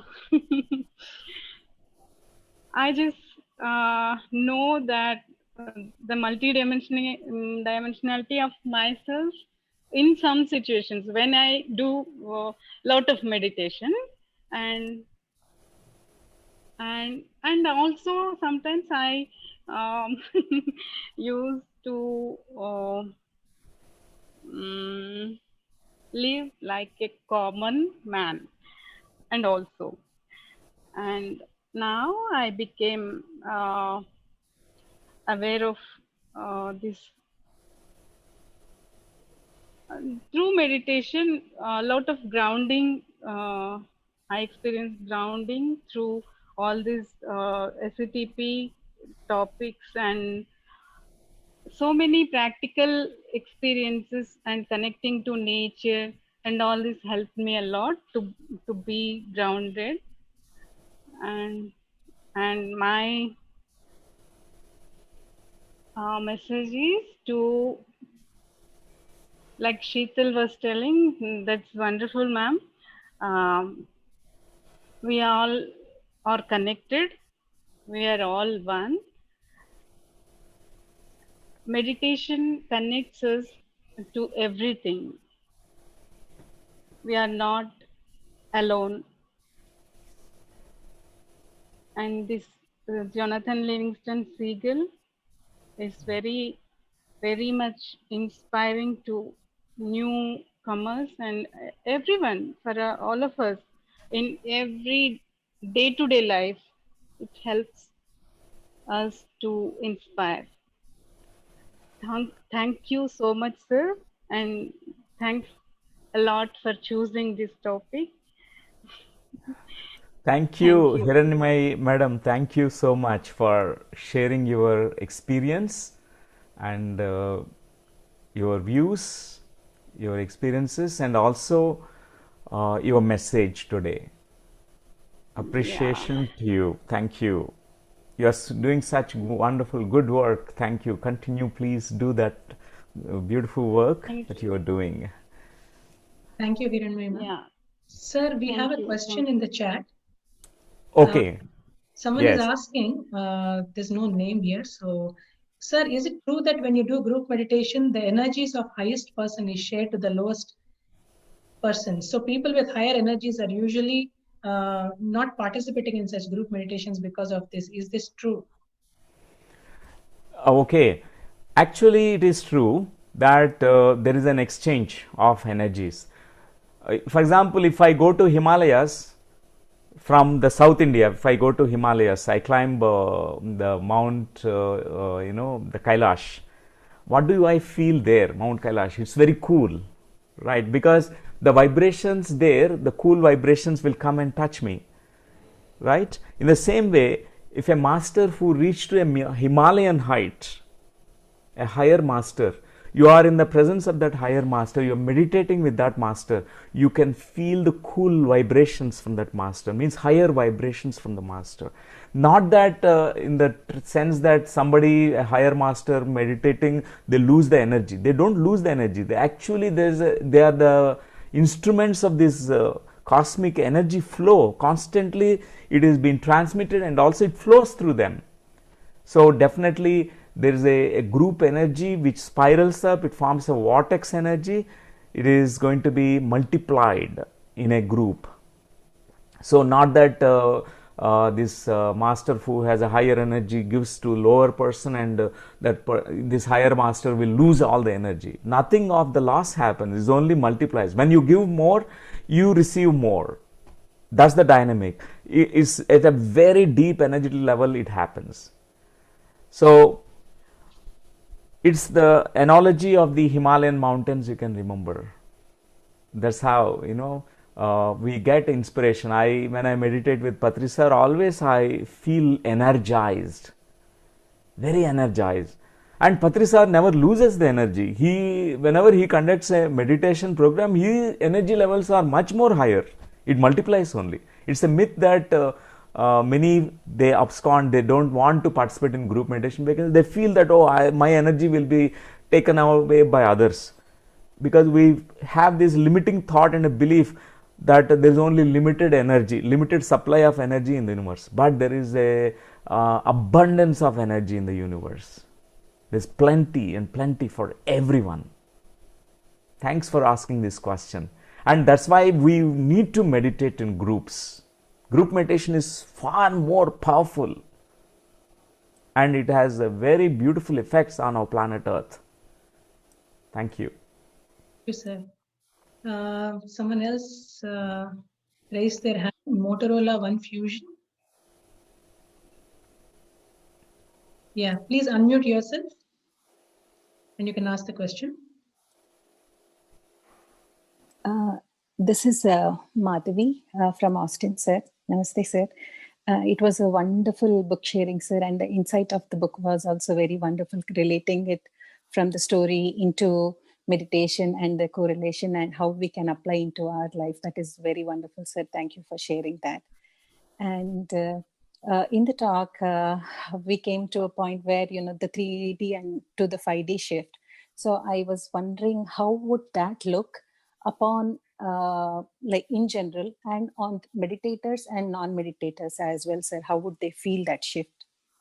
Okay, it is like you are moving from the earth atmosphere to, for example, suddenly you transport it to into the air, into the sky. First timers who are in the sky, in the higher altitude, they feel very scared, they feel non-acclimatized. For example, if we go to the moon, suddenly you are transported to a different place, a different higher vibratory place, Venus or Pleiades, and higher vibrational plane. Suddenly we feel out of our place and we feel not being so familiar with that surroundings. Non-meditators right now, they're going through that phase where they feel little bit shaken up, lot of restlessness. But if they are meditating now, many people, they could adjust to these new frequencies. So a transition will be very smooth if everyone also learns awareness, path of awareness and meditation. So that's the only difference. Only it's a matter of adjustment, attuning to the new energies, alignment. Better word is alignment to the new energies. Thanks, madam, for this question. And there is someone else also. Yes, sir. Yeah. I'm unmuting them. Okay, Motorola One Fusion Plus. Madhu or someone who also raised the hand. Madhu is the one who just spoke, sir. Okay, Madhu is the one who spoke now. Yes. Okay, thank you, Madhu Garu. Thank you. Yeah, that's really very good. And I think we can Anyone end. else? Yeah, I think nobody else is there. Nobody else. Okay. The last one, Sabita ji. Yes, you raise a hand. You can speak. Yeah, she is. You can share.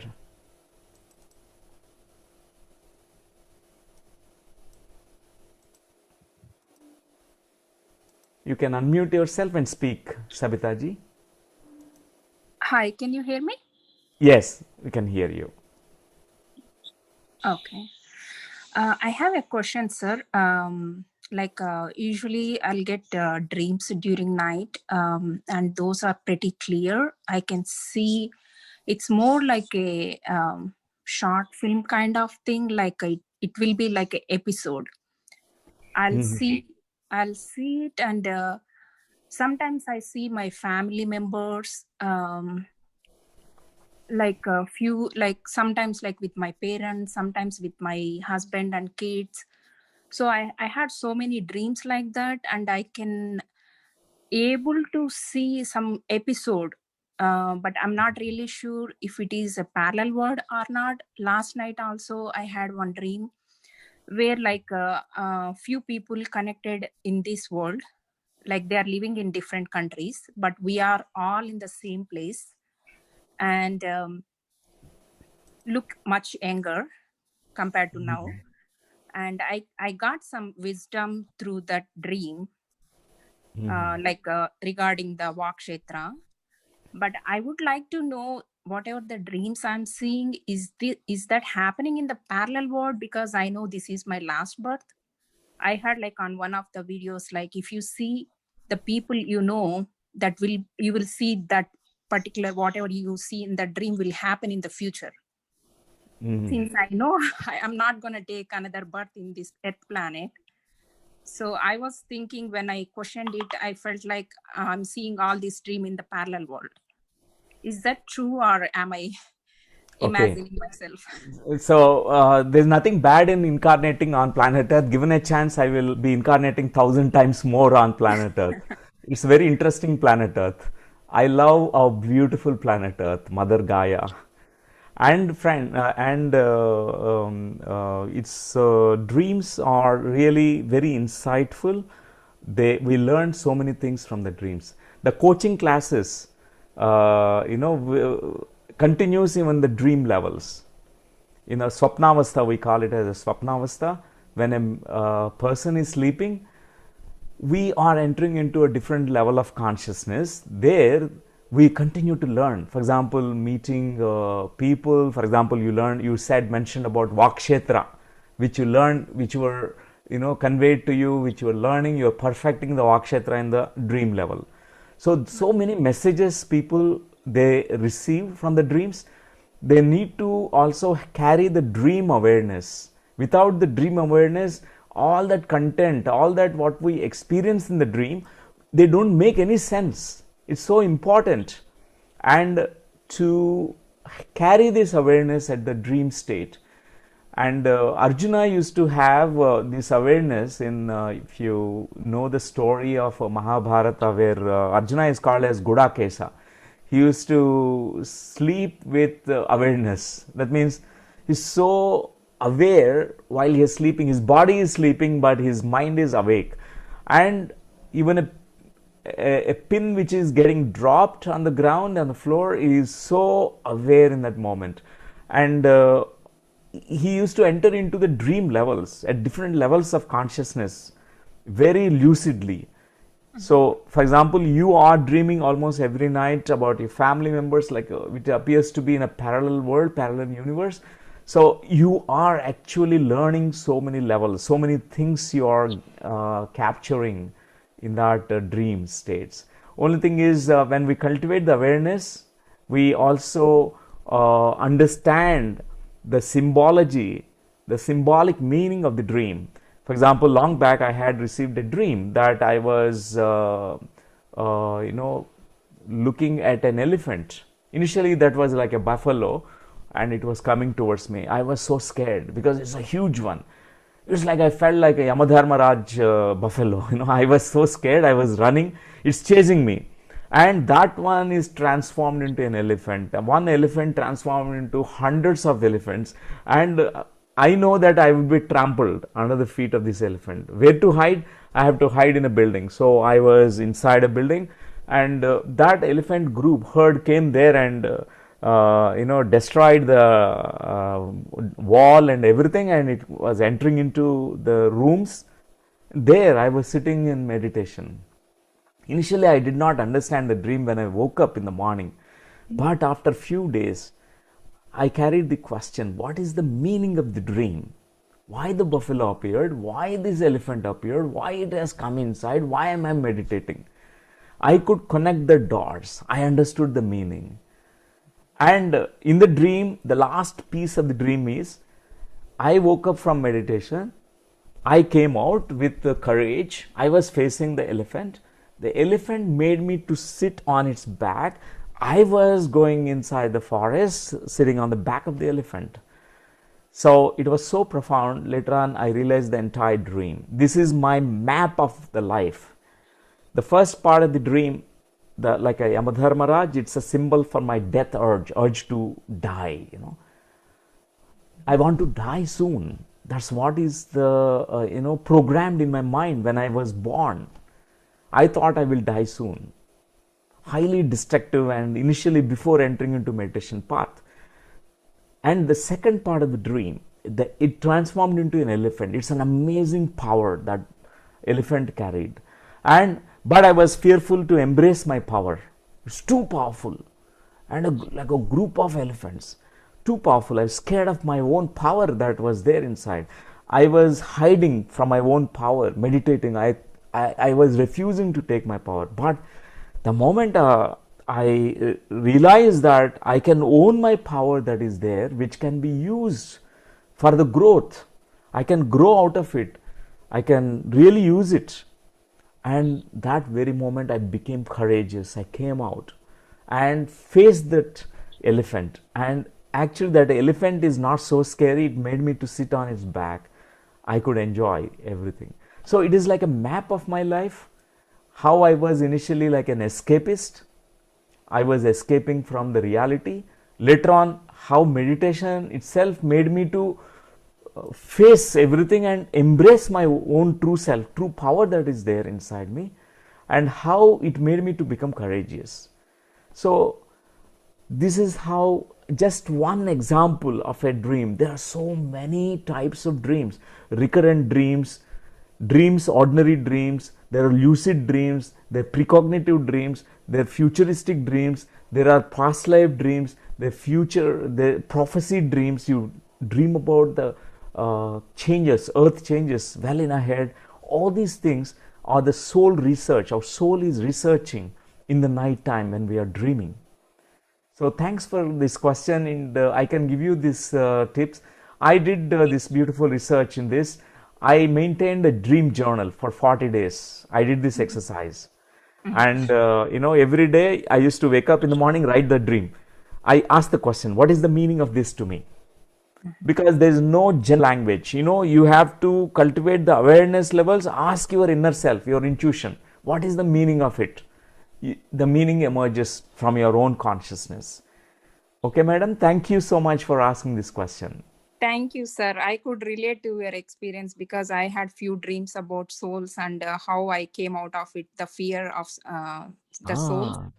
So I could relate to that. And regarding if you allow me, like why this is my last human birth, it was like my life plan. Like in my Yes. previous birth in a different planet, the Muni Shapa was for taking 100 births in the Earth planet. Oh, you have to go back to your home. Right. Okay. Okay. So I already saw my future birth also, so I know where I am going. Yeah, I understand. Yes, ma'am. But Yes, Sabitaji. Thank you so much, sir. I'm very Thank happy you. to talk to you again. I talked to you before also, but Yes. yeah, I did mention I had some connection with you. Yes. So thank you so much, sir. I Thank really you. appreciate Thank you. Best Thank wishes to you. Thank you. Thank you. Hi, sir. much. This is Madhu. I have a small question regarding dreams, sir. If you will Yes. let me, I'll Okay, go. sure. So nowadays, like I am in Inner Journey 18, sir.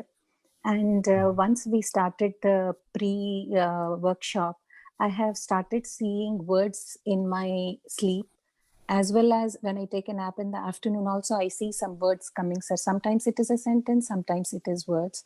So after I wake up, sometimes I remember, sometimes I don't remember, sir. So this is a good tip where you have said to keep a journal of. Right. And apart from that, sir, if it is only words, how do I make sense of it, sir?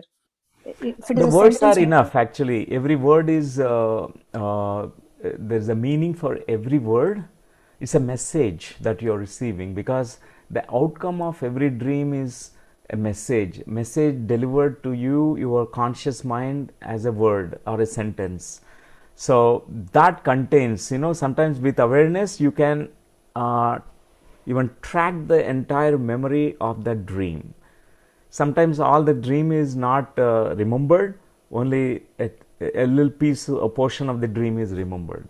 But I recommend what experiments Jane Roberts she mentioned in her books, like I think Seth material contains some of the exercises she mentioned about cultivating the dream awareness, how you can go into outer body experiences and conscious projections during your sleep time. One can actually cultivate the dream awareness. So you can also ask yourself before you wake up from your sleep, spending more 5 minutes extra time in the bed, and what did I dream? You capture the whole thing, and then before you open your eyes, integrate that entire experience of your dream, so that you will capture the whole thing. Sure, sir. And these words have only started after I started reading the book Nature of Personal Reality, sir. Okay. Wow, that's great. Thank you. So I'm trying to connect the dots. And thank you very much, sir. That's wonderful. So, Thank dear you, Madhu. friends, Sir, we have one more question, one more person raising hand. Motorola One Fusion. I think a last question, because I have something else after this. Okay. Yeah, the last question. Yeah. Sir, namaste, sir. Namaste, Andy. Namaste. Sir, I am from India, sir. Yes, sir. I understand little English and talk also little English. But whatever you are talking, I will fully understand. But I am from Yes. Telugu. Are you Telugu? Can I speak to Telugu, sir? Ask to question Telugu, sir? Most welcome sir. నేను తెలుగు వాడినే sir, మాట్లాడండి, చక్కగా తెలుగులో మాట్లాడండి. నమస్కారం sir. ఏం sir ఇప్పుడు నేను మెడిటేషన్ లో కూర్చున్నప్పుడు ఎన్నిసార్లు ప్రయత్నం చేసినా గానీ మళ్ళీ మొదటి నుంచి చేసినట్టు అనిపిస్తుంది సార్. 10 సంవత్సరాలు మెడిటేషన్ చేసినా గానీ ఫ్రమ్ ది బిగినింగ్ చేసినట్టు అనిపిస్తుంది sir.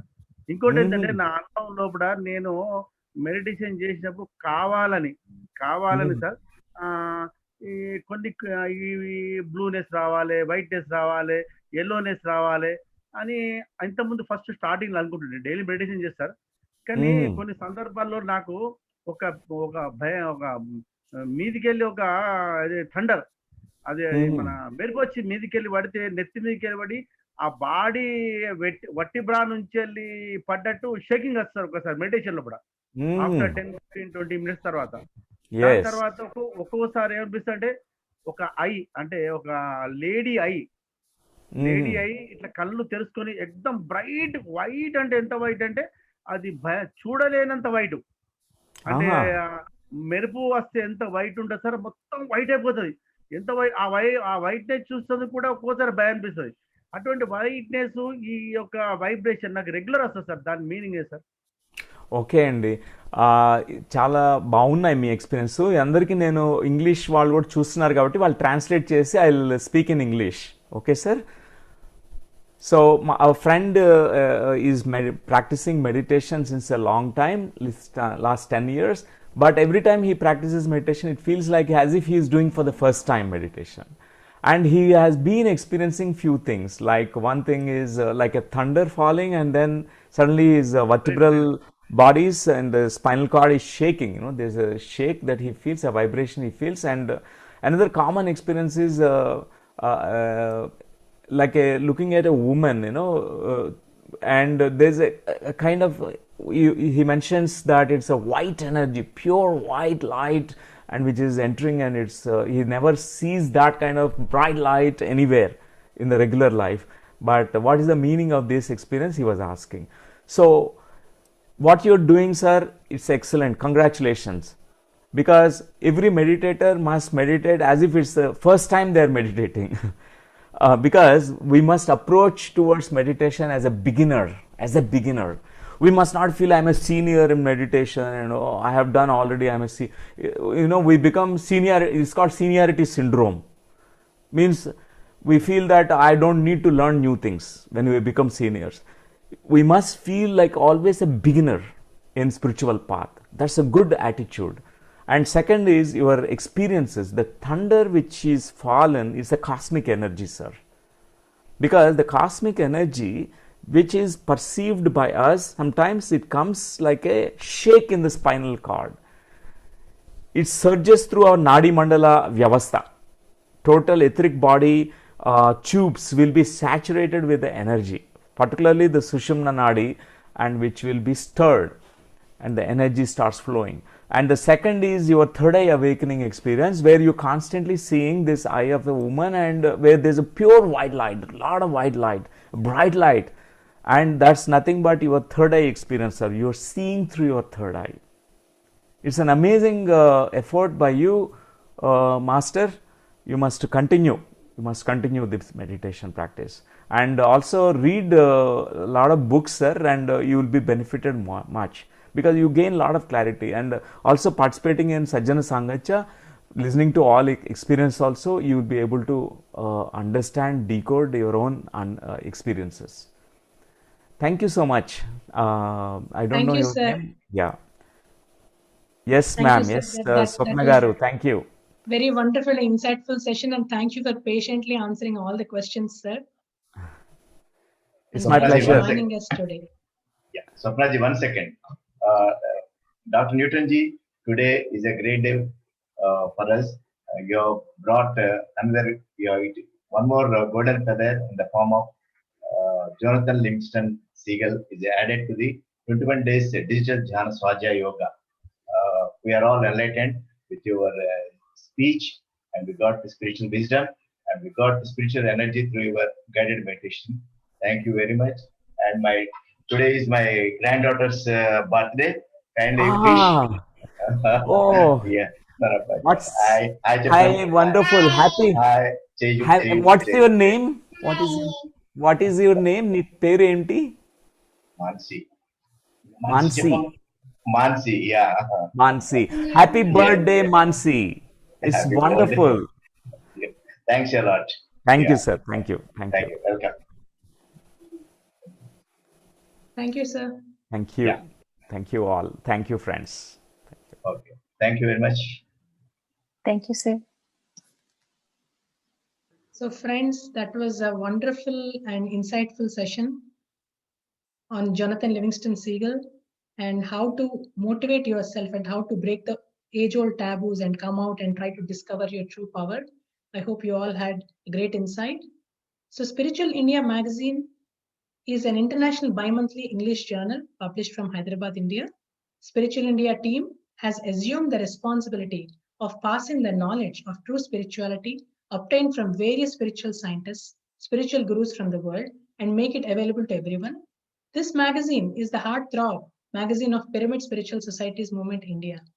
So, Edmund, can you please play the video about the magazine?